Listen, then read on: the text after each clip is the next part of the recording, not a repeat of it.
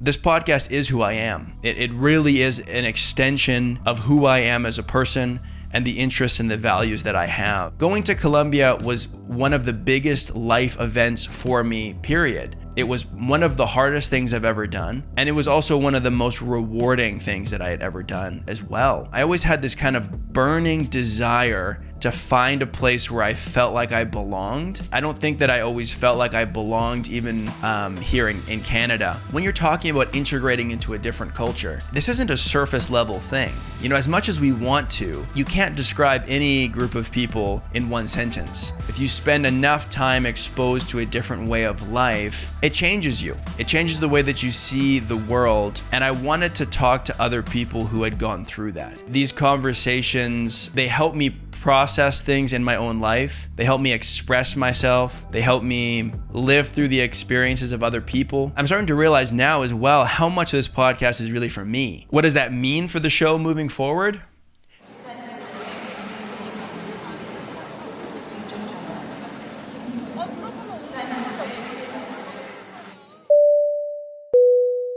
Welcome to the Boarding Call podcast. My name is Jared. I do this weekly podcast where I talk to international people. I have a new guest every week, and I talk to them about their experiences moving and living abroad. You know, adapting to different cultures, overcoming culture shock, learning different languages in many cases, and that's what I do. And so you might be asking, if this is a guest podcast, why am I here on my own this week? It's because the Boarding Call podcast has reached a new milestone this week. I've been doing it now for 1 year. So it was back in 2024, the 2nd of November is when this podcast started. It's when I uploaded the very first episode. And now, as of the date of this recording, it's November 4th. So almost exactly 1 year ago that I started doing this podcast. And so I thought I would do a solo episode and just kind of have a bit of a reflection over the last 12 months. You know, what I've learned. I mean, I want to take it back to the beginning as well. Why did I start this podcast? You know, what was my motivation for it? How has that changed over the last 12 months? What have I learned through all of the conversations that I've had? And I guess things like that. Now, I haven't done a solo episode before. Normally I have a guest to talk to, and so that dictates the format that I have. You know, I dig into their story a little bit, their origin story, their relationship with international travel, and then the experiences that they have, you know, living in whatever country they live in abroad. And so this is going to be, a little bit different for me, and I guess a little bit different for you as a listener or a viewer as well. So anyway, bear with me as I go through this and try something new. And I don't see a reason that we can't follow a similar format as well, even in this solo episode. Like, I can start at the origin of this podcast and maybe a little bit about myself as well. If you've listened to this podcast, you'll know some tidbits of my story and my experience with international travel, but I could go into that a little bit as well. I think to begin with, though, let's talk about some of the data points for this podcast. So like I said, Boarding Call has been around now for 12 months, basically on the dot. And over those 12 months, I've uploaded 48 episodes of the podcast. So basically one every week with just a few exceptions. And every episode is with someone different. And so that means that they're coming from whatever country they come from and they're traveling to a different one. So I have some notes here to keep track of where I'm at as well.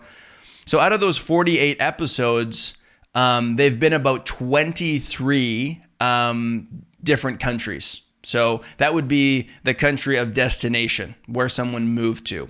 And then out of those 23 countries, out of the 48 episodes, there were 14 different nationalities that I talked to as well. So it's been a really interesting experience for me. And I want to get into that a little bit later, but let's talk about, my history with traveling.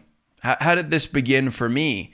I'm from Canada. I'm from a very small town in Alberta, which is in Western Canada, a landlocked province in Western Canada, kind of nestled between the prairies and the Canadian Rocky Mountains. And the town that I grew up in only had 5,000 people. So, a very small place, I think, by anyone's standard. And I don't know, I always kind of had it in my mind that different was intriguing, And I don't know exactly when that came to fruition for me, but it was always a thought that I had in the back of my mind that I wanted to see something else. I wanted to do other things. And so the very first trip that I went on my own, growing up in Canada, it's not unusual to do a trip to the US. So, I did that with my parents. My grandpa and grandma were snowbirds, meaning that they lived in Canada during the summer and the summer months, and then in the kind of fall and winter, they would go to the U.S. to some warmer states. And so in their case, it was Arizona. And so I went to visit them a couple of times. And so we went to Mexico when I was 8. But they were vacations; they weren't trips. If you can make a distinction between those two. It was just to get away for a little while. It wasn't an extended amount of time. And so the first time that I really spent some time out of Canada is when I turned 18. I went to Australia. And leading up to that trip, I thought it would be fun to travel with someone else. I wasn't necessarily looking for a solo experience, but no one else in my life was really interested in doing that kind of thing. And so I said, okay, well, if none of my friends are interested in doing this trip, then I'll do it. And I had so much blind confidence. I'm from this small little town. I didn't have a lot of experience doing things on my own, let alone in a different country to begin with. And so it was completely new, but at the same time, I knew that I was kind of doing it on easy mode to a certain degree, going to a country that, speaks English as the official language. And so it wasn't going to be, a huge change in that regard. And Australian culture, Canadian culture, we are a part of the, the Commonwealth. We have our origins of British colonization and, how different can it be? And they do have a lot of similarities, those two countries. And so anyway, I went there and I did a 6-month trip, and it really opened my mind to a lot of things. I think if anyone has backpacked across Australia, you probably know that, especially if you do kind of the touristy route, especially up the east coast of Australia, you meet more Europeans than you do Australians.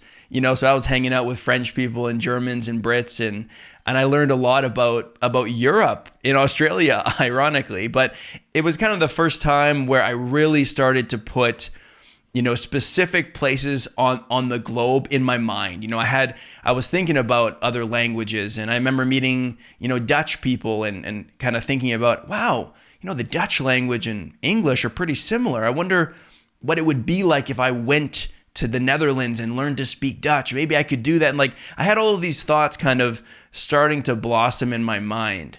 The possibility of living outside of the environment that I lived in, and the possibility of speaking a different language and all of that kind of stuff. And so, culturally speaking, it wasn't radical, but there was a change that took place for me during that trip. I was there for 6 months, and it also was the first time that I was kind of confronted with my idealistic mindset. I really thought that anything outside of my hometown was going to be better. It's exotic, it's different. It's, in Australia, it's a tropical climate, white sandy beaches, blue water. Why wouldn't it be better than small town Alberta? And in many ways it is, quote unquote better. But I also realized after 6 months that it didn't feel like home. there was something missing for me. And there's more to the place you live than the weather, which seems obvious, but it wasn't obvious to me. At that age, I was only 18. It was a pretty fundamental time for me, I think, in understanding where I fit in the world and stuff like that. So, skipping ahead a little bit, I came back to Canada, got a job, saved up some money, and then I ended up going on another trip to Southeast Asia with actually a German guy that I met in Australia. So we did 2.5 months across Thailand, Cambodia, and Vietnam. And that was leveling things up culturally and linguistically. Now we're going to countries where, some people don't speak English, and where the local culture is drastically different than Canada. And so that came with its own challenges as well. I was in a long distance relationship during that trip as well. And so that, changed things a little bit for me as well.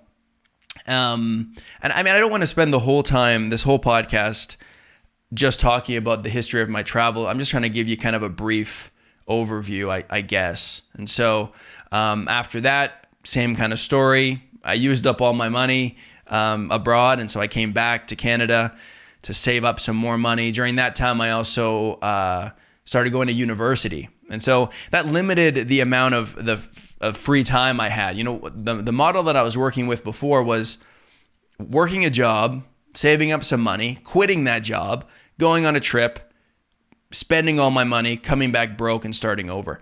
But now that I introduced this, academic journey, going to university, taking classes, I couldn't just drop everything and leave for several months at a time.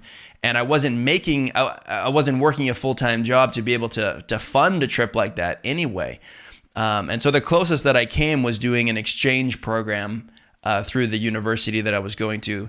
It was in Calgary, the University of Calgary. So they had some different programs, and I went to one of their kind of info nights, or whatever you call it, where they present a bunch of potential international students with courses that they can go and do in abroad. And so I kind of narrowed it down to potentially going to Singapore and doing a Mandarin Chinese course, or also La Ciudad de Mexico, Mexico City, to do a course in Spanish, or Germany and doing a German course. I've always been interested in languages. They seem to go hand in hand with travel and culture and all of the things that I'm interested in. And so at this point, I had already learned to speak Tagalog because of a girlfriend that I had at the time. And I had dabbled in some German as well, but not to any level of, proficiency. I guess I was okay, maybe like at A2 or something like that. And so anyway, out of these 3 courses, I decided to do the one in Germany. It was a 4-week course in northern Germany in a city called Oldenburg, kind of near Bremen is another city that's maybe a little bit more well known, almost as far north as you can get in Germany. And so then finally I was abroad again. I was experiencing a new country, and this time in Europe for the very first time. And really putting, my mind and energy into learning this language, learning the German language. And that was a great experience for me as well. I think that was a time where I was first kind of acquainted with a feeling of maybe culture shock, maybe isolation, something like that, where I thought going to Germany would be an easy transition, like similar to how it was in Australia. I mean, my family is of German origin, German descent. We're several generations removed from that now. My family isn't German speaking, but, my last name is German, and, I can blend in Germany as well in a way that I couldn't do when I was in Thailand and Cambodia and Vietnam.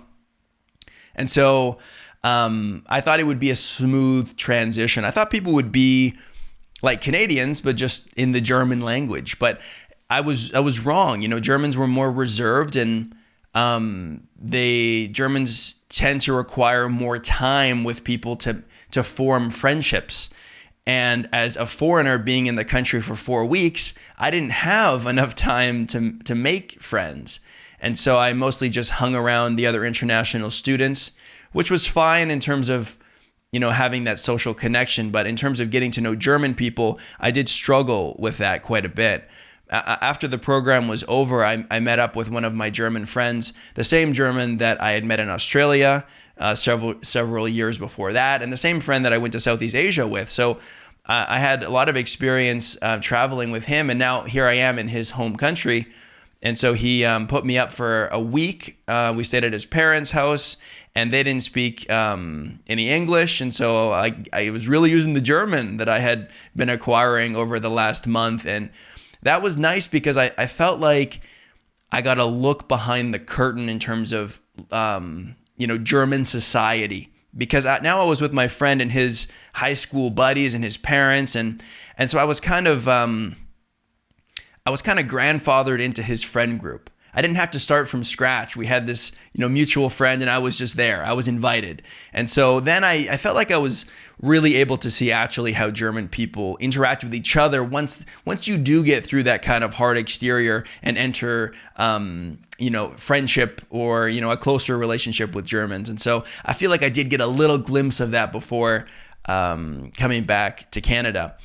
And at that point, I really didn't do too much traveling. I finished my program at university. I entered the job market as best I could. I graduated right as COVID started in 2020, and so it was an unfortunate time to be looking for a job when everything else was shutting down. But I didn't travel for a little while. It wasn't until a few years after that, maybe 3 years or a little bit more. And then I went down to the US. I did a 3-week trip visiting some friends in California. And then I took a week to go to Florida on my own. And I always had this kind of idealized version of Florida. The idealized version of a place or, a region is going to be a common pattern, I think, in my story. It's just kind of who I am, It's call it ignorance, call it innocence. I don't know what it is, but I kind of get it in my mind that there's a place that I think I would belong, and then no one can tell me different. And Florida was one of those places. I thought, this will be the place. It wasn't Australia, that wasn't going to work, but maybe Florida will be the next place. So anyway, I go there just for a week vacation, and it was great. It was fun. I ended up meeting a girl from Cuba there. And then I became really interested all of a sudden in learning Spanish. And so went back to Canada, and I thought, you know what? I think Spanish could be the next language that I learn, Things didn't work out with this Cuban girl, but that was okay. I was trying to be motivated to learn a language for myself, In previous times, like with Tagalog, I'd learned that for a girlfriend at the time as well. And so I wanted to do something kind of, for myself. And so downloaded this app called Tandem to learn Spanish and practice. And it kind of like connects you with different speakers from around the world. You can choose what language you want to learn and the language that you speak, and then it'll kind of connect you with other people who want to learn your language and can help you with your target language. And so as an English speaker looking to learn Spanish, there were tons of people to talk to. Tons. English is a very popular language to learn internationally, and there are a lot of Spanish speakers in the world, huge Spanish-speaking population. And so I had, pages and pages of these messages, people wanting to talk to me and help me with my Spanish, and I would help them with their English. It was great. But I met a girl on there from Colombia, and pretty soon all of those other messages didn't matter anymore. And I was just talking to this one girl from Colombia. And I didn't know anything about Colombia at all. I just knew that I liked talking to her. So, one thing kind of led to another, and it became more than just a language exchange, and it kind of blossomed into an actual relationship. but we hadn't met each other in person. And so, we just kind of had this long distance thing going on. And for about 5 months, we carried on doing that. And then I said, you know what, I think I want to go down to Colombia and meet this girl in person. And so I had a job at the time. It was actually, probably the best job that I had had up until that point in my life in terms of the pay and the stability. And it was in my hometown, and it checked all of these boxes for me, but I just couldn't get over the desire to have an alternate lifestyle that didn't involve 2 weeks vacation with 12 months of work. I couldn't wrap my head around how that would be my life, this kind of 9 to 5 grind, no matter how good it was. And so I went down to Colombia, and it was a whole new adventure for me. Again, I hadn't traveled in a little while. I had that trip to the US, but Germany was way far in the past at this point, and Australia and Southeast Asia even farther back. And so I was kind of getting on the horse again in terms of being exposed to different ways of life. Go down to Colombia. I meet this girl who eventually becomes my wife. We just got married actually a little bit over a month ago. And so we're talking about 3.5 years ago, I guess, that I went on this first trip. And this was the longest trip that I had. I mean, I say the longest. I did 2 separate trips. That first one was for 4 months. I went there as long as I could until my money ran out, essentially, and had to come back to Canada to work again. And so I had been in Australia longer than 4 months, but the difference is after I earned some money back in Canada, I went back again to Colombia and stayed for another 5 months. So it was like 9 months in total. And the 2 trips were unique in their own right. The first one was very much focused on learning the language. My Spanish wasn't great. There's some carryover if you speak Tagalog. There's a similar accent. There's some similar vocabulary. So that helped me. I took some Spanish classes in university as well. And so that helped me as well. But it's different when you're in the country. And, every Spanish-speaking country has a unique version of Spanish as well. And Colombia is no different. And so I had to learn kind of the local jargon that people actually use, and it was tricky because I felt isolated because of the language and because of the culture as well. Like we had this apartment that we were renting together in Ibagué, so it's a city of about 500,000 people, a few hours south of Bogota, and it was. Sometimes I felt like I was almost like a prisoner in the apartment, at least in my own mind, because I felt like if I left, I was entering a world that I didn't understand.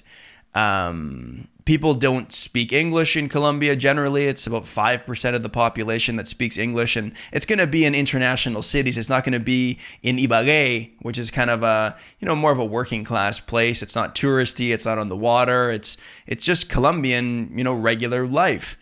And it's great from a cultural perspective to be thrown into that and to be immersed into authentic Colombian culture. But I was different there than everyone else. I was living as a minority for the longest period of time that I ever had at that point.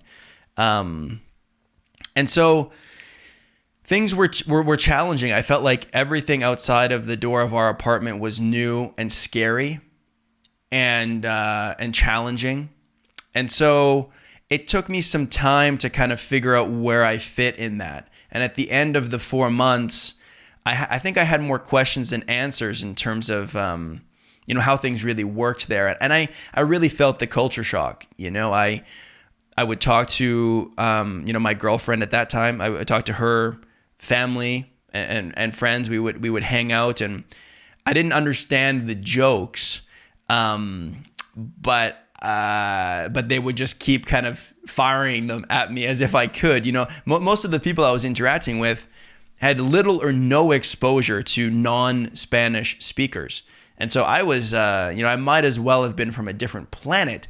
And so it was it was an exchange. I think there was probably some culture shock for the people around me as well.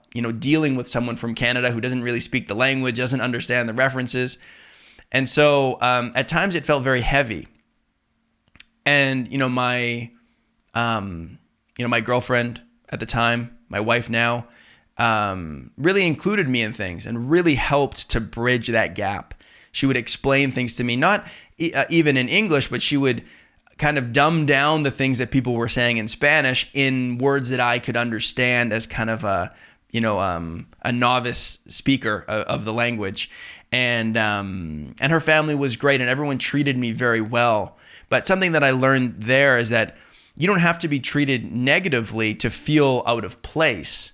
Sometimes it's just obvious by the way that you interface with other people and scenarios that you may or may not belong there. And I think that for me, a big part of my life has been wanting to belong. Right from my first trips and my first experiences with language learning and things like that. I think I was always I always had this kind of burning desire to find a place where I felt like I belonged. I don't think that I always felt like I belonged even here in Canada. I always wanted to be liked and understood, and so Colombia was no different. The difference, I guess, specifically about Colombia, was just the amount of exposure that I had, the amount of time that I felt like a fish out of water. So on the second trip, when I came back for those 5 months, it got much better because my Spanish improved. Because while I was back in Canada, of course, my girlfriend and I were still talking to each other, and I was still speaking Spanish every day. And so when I came back for that second trip, my Spanish was much better. I was able to communicate with people in a different way. I had more exposure to the culture, and then I really started to kind of, get a grasp of how life really works in Colombia. And, it also revealed to me how deep things go. Like when you're talking about integrating into a different culture, this isn't a surface level thing. As much as we want to, you can't describe any group of people in one sentence, right? It's so contextual and situational, and every person is different, and there's so much to learn. And so even at the end of that second trip, I had spent 9 months collectively in this different country. I felt like I was only starting to grasp how life worked there, And so it was so hard, it was so challenging, and it was so rewarding. Like it was going to Colombia was one of the biggest life events for me, period. It was one of the hardest things I've ever done. And it was also one of the most rewarding things that I had ever done as well. So when I came back from Colombia, at the end of that, the second trip, my girlfriend and I moved here to Canada. She started studying at a university here in Vancouver. And now, I was kind of back where I felt more comfortable. But of course, through my girlfriend, I still have this very strong connection to Colombia, and we're still speaking Spanish and all of that kind of stuff. And so at this point, I think I'm really, I really began to kind of process and think about the experience that I had in Colombia and all of the things that I was confronted with culturally and economically as well. I mean, going from Canada to a developing country, there are going to be things that stand out to you in a unique way. And so I started to realize how big this idea of immigration is, moving to another country, adapting to a different way of life. And then I think that kind of started the ball rolling in terms of, doing a podcast specifically about other people who have gone through this experience, I guess. It almost feels like living abroad is a rite of passage. If you spend enough time exposed to a different way of life, it changes you. It changes the way that you see the world. And I wanted to talk to other people who had gone through that. And I think I've always been interested in other cultures. Since I was a kid, if I met someone from a different country, tell me about it. I want to know the language. What language do they speak in that country? Teach me something. How do they say this? How do they say that? What food do they eat? What's the weather like? I mean, I always had a million questions that came to mind when I met someone who I thought was different, someone who had a different experience of the world. Not because I felt like I needed to, but because I really wanted to understand. I was fascinated by that, and I still am. And so this podcast became a way for me to express and process the experience that I had in Colombia and the other countries as well. But Colombia was the biggest, the most concentrated version of that, to process my own experiences and what I went through and the things that I learned, but also to ask the questions that I want to know of other people who have done the same thing. When I was in Colombia, I was surrounded by Colombians, as you can imagine. And so I went through this experience, but I didn't really have it modeled for me on how someone else from another country might adapt to that environment. And so I think it is cathartic for me to talk to other people and understand that I'm not the only one,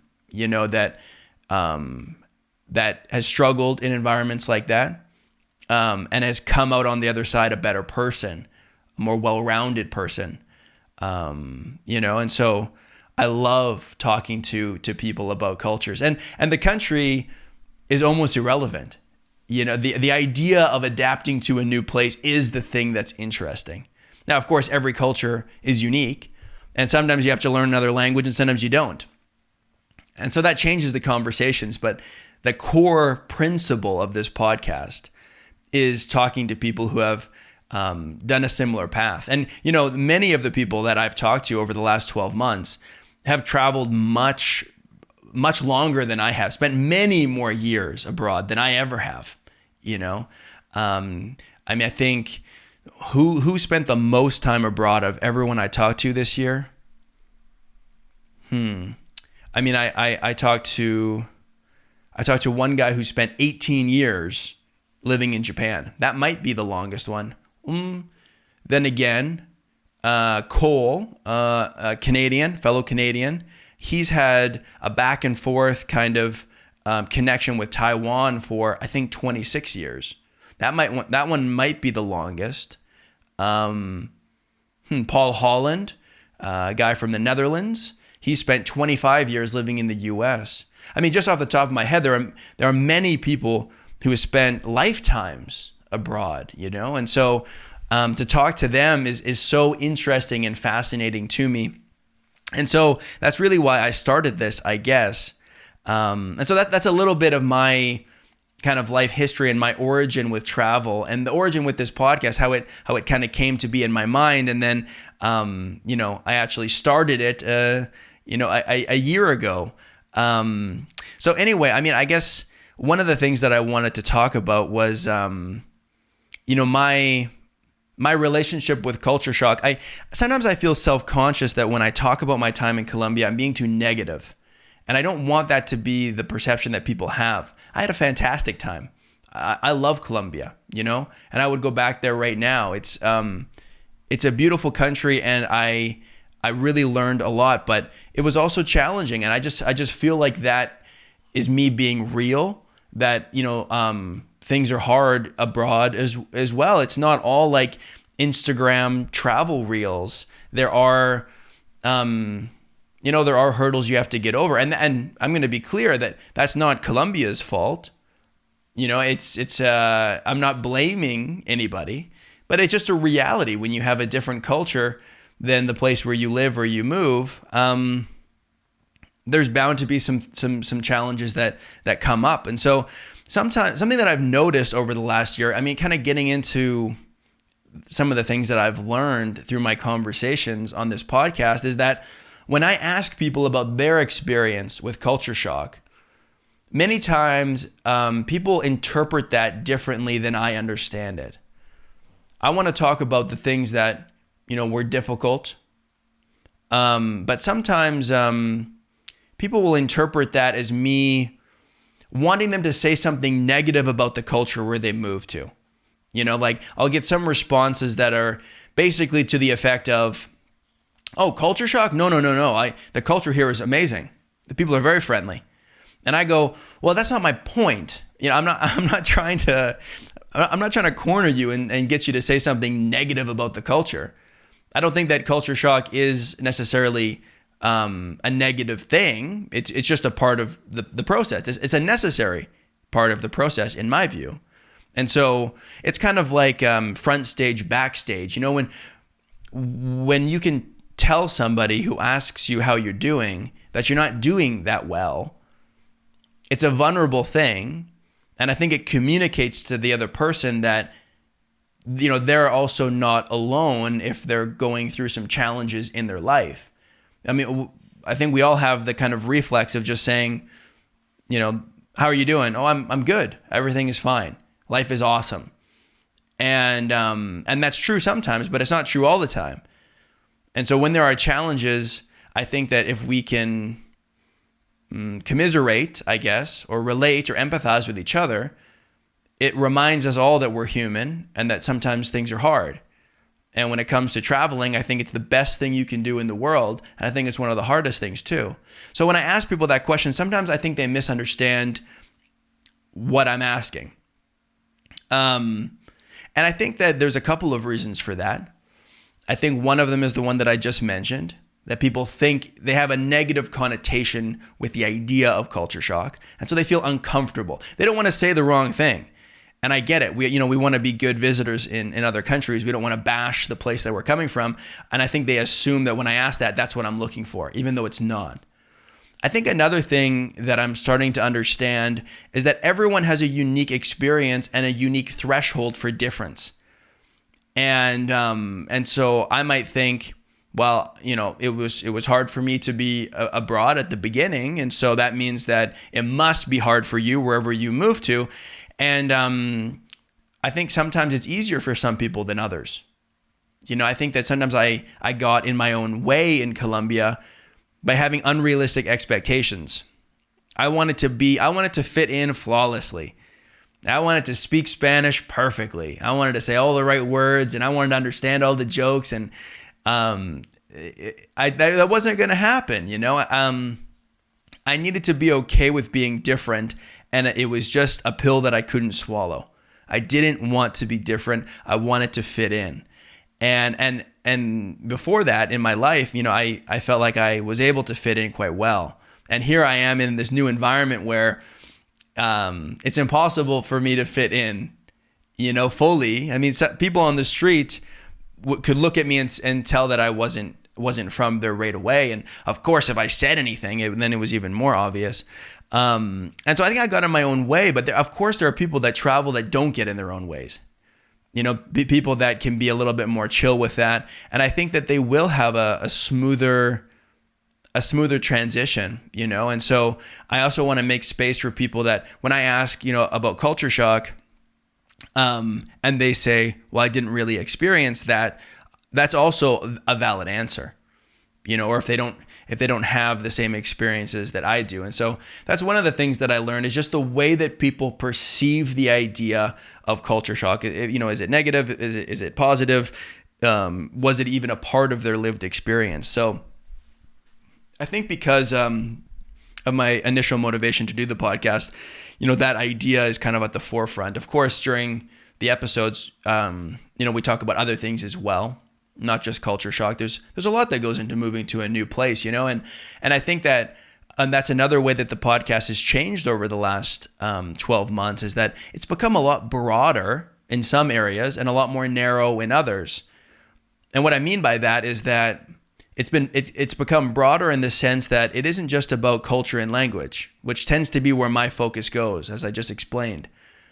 But it also, people have different experiences going abroad and they bring up different things when we talk about those experiences. So for example, finding an apartment, cost of living, public transit, the taxes that they pay in that country versus their home country. I mean, all of these ideas that don't immediately come to my mind because they weren't necessarily a part of my experience when I went abroad, but they're equally valid. And so it's broadened my mind to say, oh yeah, just because, I didn't have to necessarily worry about finding an apartment because I had so much help, from my girlfriend and things like that when I got to Colombia, doesn't mean that other people don't have to go through that. Or just because I wasn't working for a Colombian company, I didn't have to worry about, paying taxes and,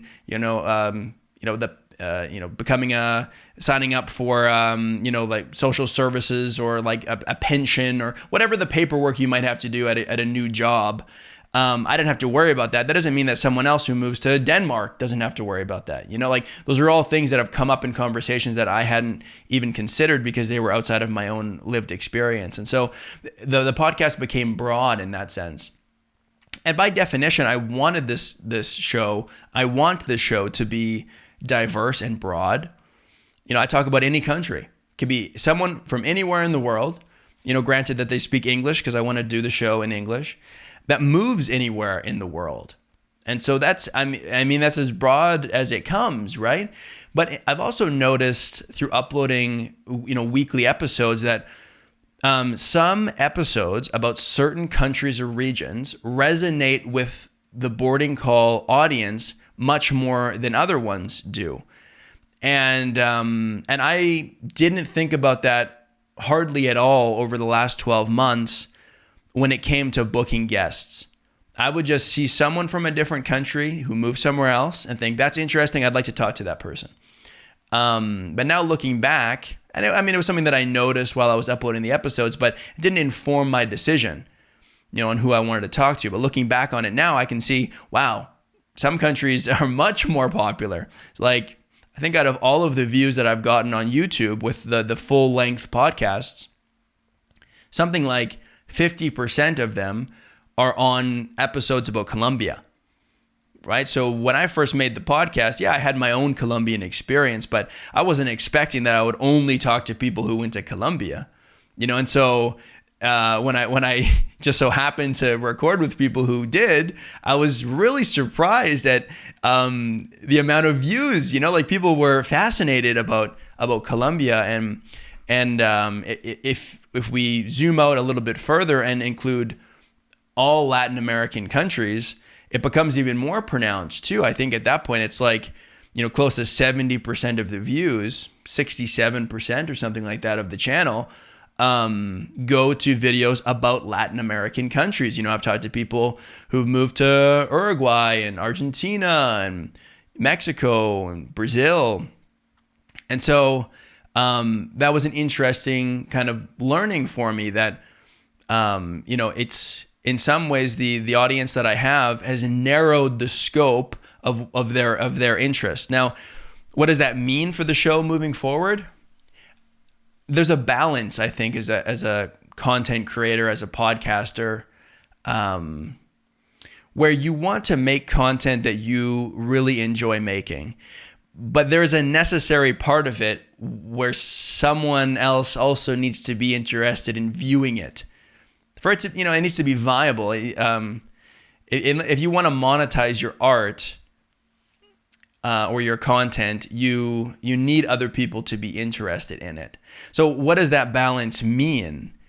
It can't all be just, conversations that I want to have just 100% if other people aren't willing to watch it. And I also can't only do conversations for people. I can't specifically cater to one point of view because then I'll miss the things that I also want to do. My ideal world would be a blend, just like I'm doing now. But I think that I have a theory that when I talk to people who have been to countries that I've been to as well, the conversation can reach different depths. If I talk to people who have been to Colombia or who are living in Colombia now, people who have been to Germany, I have more of my own life experience that I can bring into that. And, this show is not about me. It really isn't. It never has been. That's why this, a year later, is the first episode that I'm doing just with me. The show is about the guest that I'm talking to. But it's a conversation. It's a conversational, informal podcast. And because of that, it's not just the guest talking. I'm there as well, to guide the questions and to relate to them and bring my own experiences into it when it makes sense to do that. And I don't think it's a coincidence that when I have more to say about these episodes, they do better. You know, it's a more well-rounded conversation of two people talking. I mean, so many of the episodes that I've done this year are about countries that I've never been to. And I love that. I think that's so cool that I can learn about places just through conversations with people who have been there or who are there now. But you know, of course there's less that I can say about those places. So, I mean, what does all of that mean? Am I only going to make episodes about Colombia and Germany? No, I don't want to do that. I love talking about Germany. I love talking about Colombia, but I don't want to limit myself to one lane. Will I do more about Latin America in general next year? I think so. I think there can be a balance here that I'm looking for variety, and if I can find that in regions of the world that resonate with my viewers, I think that I'm happy with that arrangement. You know, for me, nothing is off the table though. You know, I'm happy to talk about any country in the world, but I also want to make videos and I want to record conversations that you guys want to hear, you know, and so that's going to be a relationship that I continue to kind of analyze and process into the next year. What will the topics be? Who is this podcast for? Is another way of saying that, I guess. You know, who's my demographic? And, you know, like I mentioned, I need people to watch it. I need you guys, you know, to make this thing work. If I didn't care about people watching this show, I wouldn't upload the conversations. You know, I've had conversations like this with people most of my life, for sure my adult life, and just in my day-to-day life. I don't need to upload that. They're just conversations. And if this format was exactly the same, I wouldn't upload it. I wouldn't need to, right? But I do care, and I do want people to watch this show. I do want to build a community around international travel and cultural integration. I want that. And so, you know, I do focus on the people that watch this show. And when I first came up with the idea to do this, my thinking was that, I could present these conversations to people. I'm starting to realize now as well how much of this podcast is really for me. You know, these conversations, you know, they help me process things in my own life. They help me express myself. They help me, you know, I don't know, I guess live through the experiences of other people.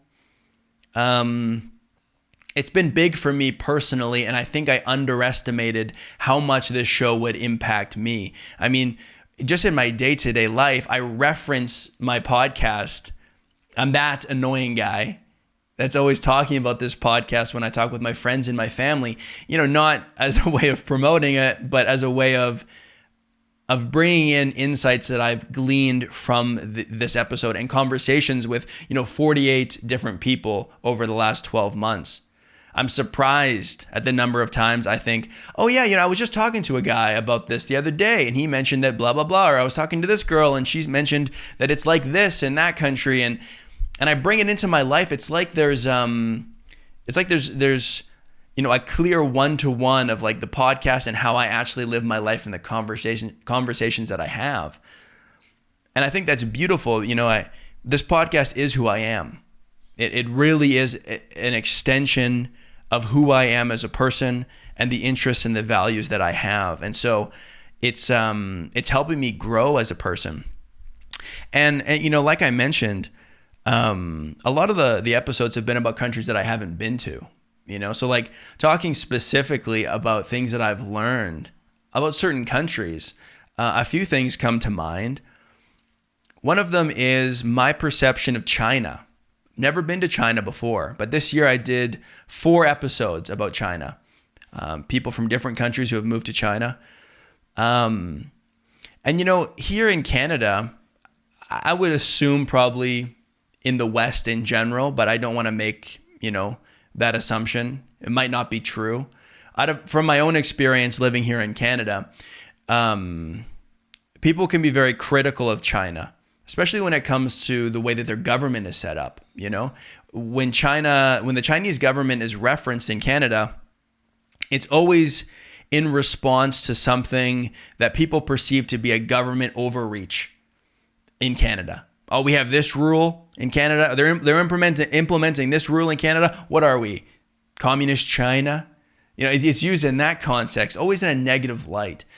And through my conversations with people, I've learned a lot more about the nuance and the relationship between government control, let's say, could be censorship, let's just say government control in general, and safety for people as well.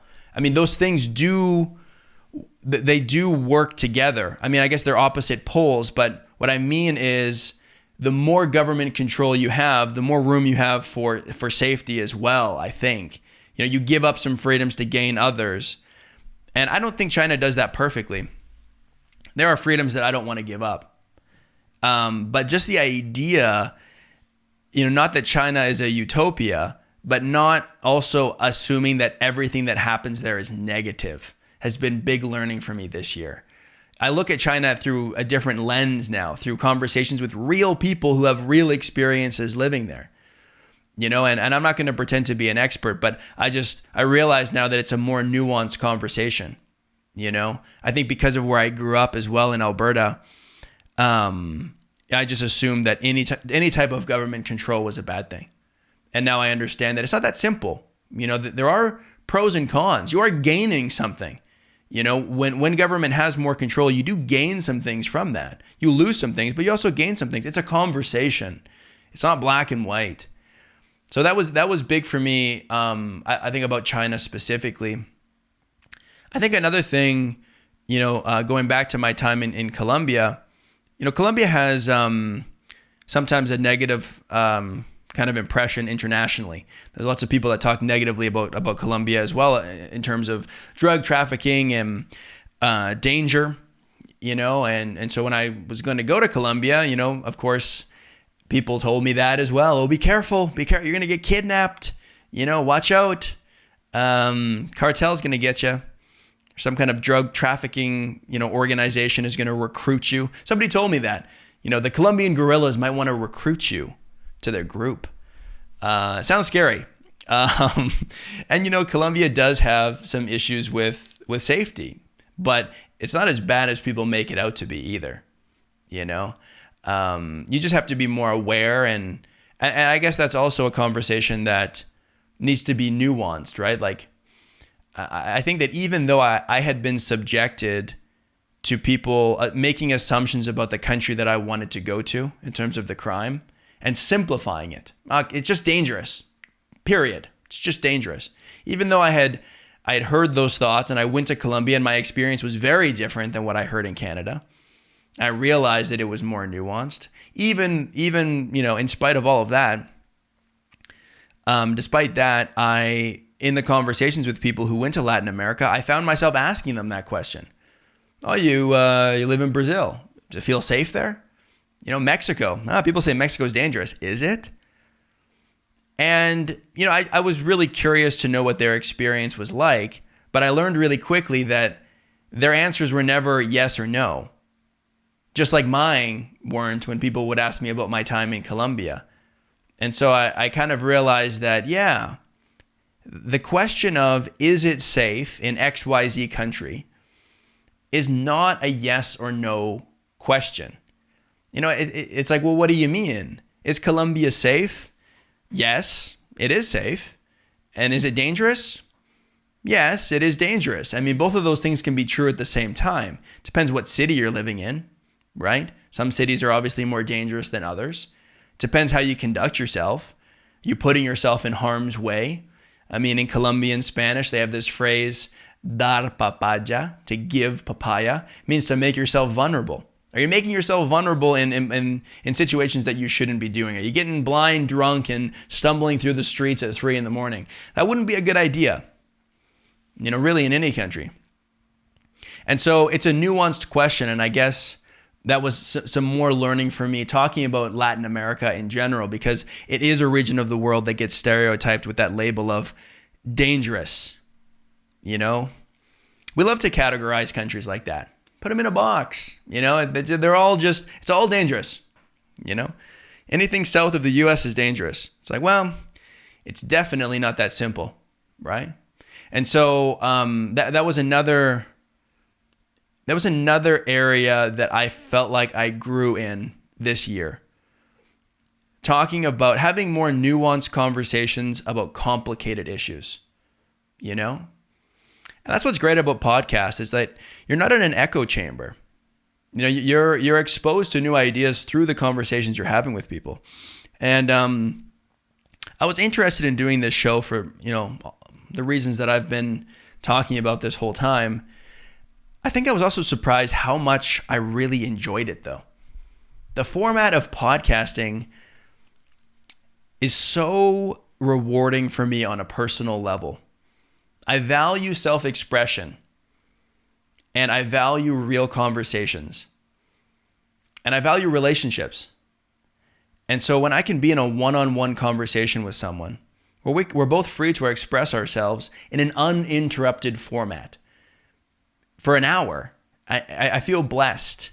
You know, when do you get that in your life on a day-to-day basis, where you can sit down with someone and talk to them one-on-one for an hour uninterrupted? You're not taking phone calls. You're not on your phone. You're not busy. Nothing is taking your attention away from the actual topic at hand. I think that is so. I think it's so productive for me on being in the conversation, and I hope it's productive for you guys listening to the podcast or watching it as well. I'm so grateful for the people that watch this show. You know, anyone who watches this podcast is important to me because, like I said, the show feels like an extension of myself. So any attention that it gets feels personal to me, I guess. I don't know if I'm explaining that well, but the support I get here means a lot to me. And I want to thank everybody who's watched an episode of this show this year. There's going to be lots more coming next year as well. Weekly podcasts will continue, brand new guests, and I'm excited for it. I'm excited to see what this next year brings. And, you know, maybe I'll look back on this 1 year reflection, next year and kind of, you know, see how far we've come in a year. I'm excited to see what happens. You know, but this is about the 1 year reflection, so I don't want to go too far into the future. I want to keep it in the moment and the last 12 months. But yeah, I guess I just want to say thank you for watching the show. You know, and let me check my notes. Is there anything else that I wanted to talk about? I think that was pretty much it. Anyway, like I said, this solo podcast is a brand new experience for me. So anyway, I hope I didn't ramble on too much. Thank you for watching this. And if you want more boarding call in your life, if you want more of the podcast, I have a boarding call clips channel on YouTube where I post, kind of 5 to 15 minute clips, 2 per episode, as well as the YouTube shorts go up there as well. You can find boarding call on all of the other major platforms. TikTok, Instagram, Facebook. And of course, if you want to listen to the podcast, you can do that on Spotify as well. And so there are lots of ways that you can connect with the Boarding Call podcast. And so I appreciate all of you guys, and thanks for listening to me.